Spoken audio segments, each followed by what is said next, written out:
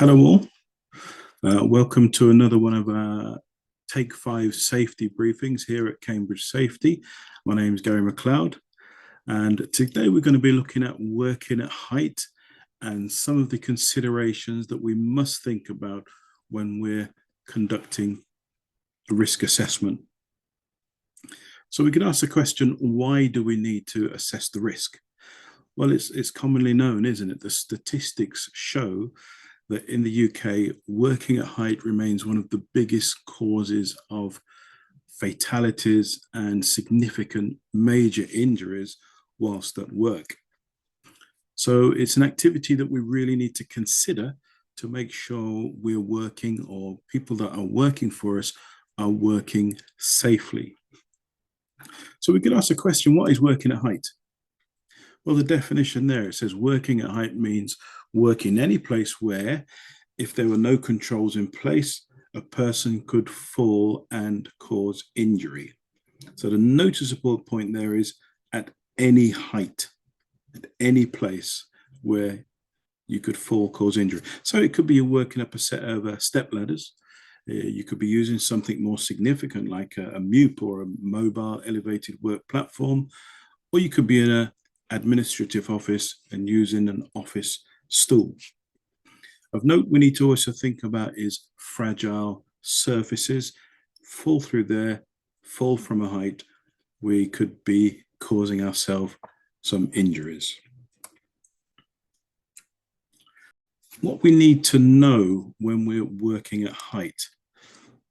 The law actually requires that those who hold responsibilities, so if you're putting people to work, if you're an employee, if you're self-employed, then in that situation, you must assess the risk from working at height. And from the result of that risk assessment, you must then go on to organize and plan the work so it's carried out safely. So that's the expressions we're looking at. We need to organize and plan the work. Those are the two operative words that we need to be thinking about. So one of the first things we need to ensure is that the workforce, our employees, are instructed and trained. What we want them to do, they understand the equipment that they're using and any precautions that we're putting in place. If they understand the risks, they understand the equipment, why things are in place, why control measures are in place, then they're more likely to follow through, less likely to take risks. And that's, of course, when accidents will happen. So when we're doing conducting a risk assessment, we need to make sure a few things are in place, or we've considered a few things. The first thing, obviously, is we need to make sure that the work is planned. We need to plan that the work is taking place safely. So we need to plan, for example, that we have the right people in place. We need to plan that we've looked at the work and we're making sure that we've got suitable equipment. Occasionally, if the work is quite involved or it's significant, we'll also make sure we've planned emergency rescues, that a person at height, if needed, they can be brought to a place of safety and first aid can be rendered. So along with planning, the works have to be supervised.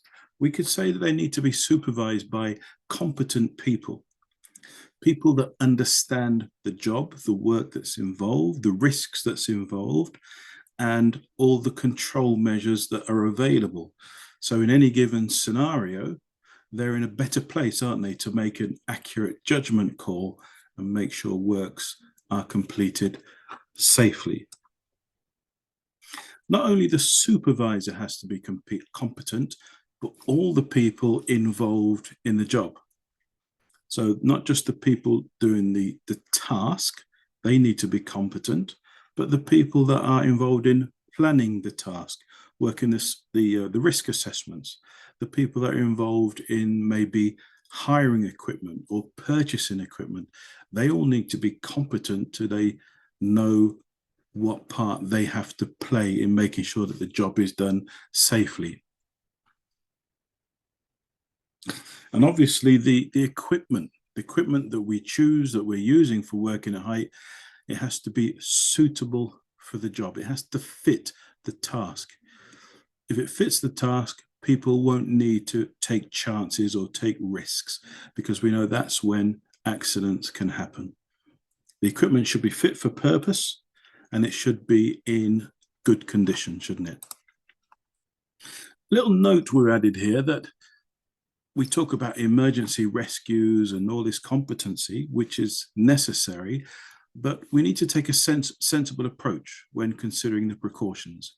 We might have some low risk, relatively straightforward tasks. That is obviously going to require less planning, isn't it? And in some situations, it's common sense tells us that very little or no precautions may be necessary. What we need to consider is that we assess the risk and we have suitable, adequate precautions, if necessary, in place. So we talked about the planning side of things. So part of our risk assessments involves using a hierarchy of controls. This hierarchy where the most reliable control is the first one. So in this situation, we're thinking about avoid. We need to ask the question, does the work at height need to be done? Is it reasonably practicable to avoid it?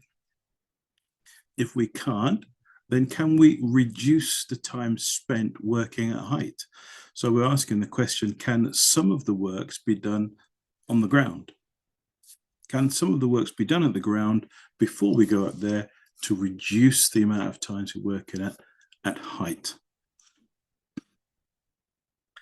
Next in our hierarchy is prevent. So when it can't be avoided, we've done all we can, and there's nothing we can do, we have to go up there. Then the next thing we have to do is try and prevent falls. So we prevent falls using things like guardrails, gates, another existing place of work that's already safe, so working platforms, scaffolds, or something that would prevent us from falling. Despite all our best efforts, sometimes people will fall, things will fall, equipment will fall. So in this case then, the third step in a hierarchy is minimizing. Can we minimize the effects of a fall? So we're looking at minimizing the distance that's being fallen. Can we minimize the consequences of a fall? And again, that's by choosing the right type of equipment and making sure that is in place.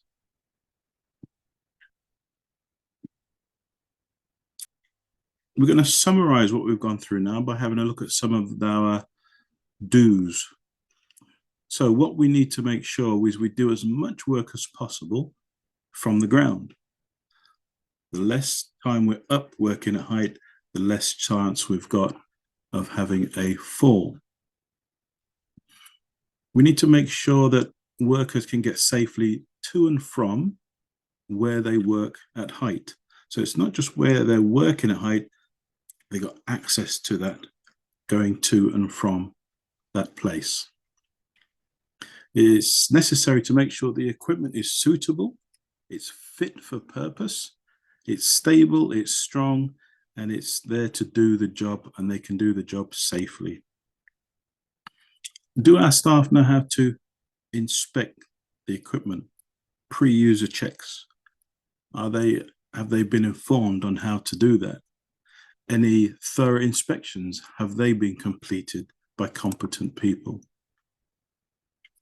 And also there is a need then when we're working on fragile surfaces to make sure precautions are taken. Staff understand the dangers of working on fragile surfaces.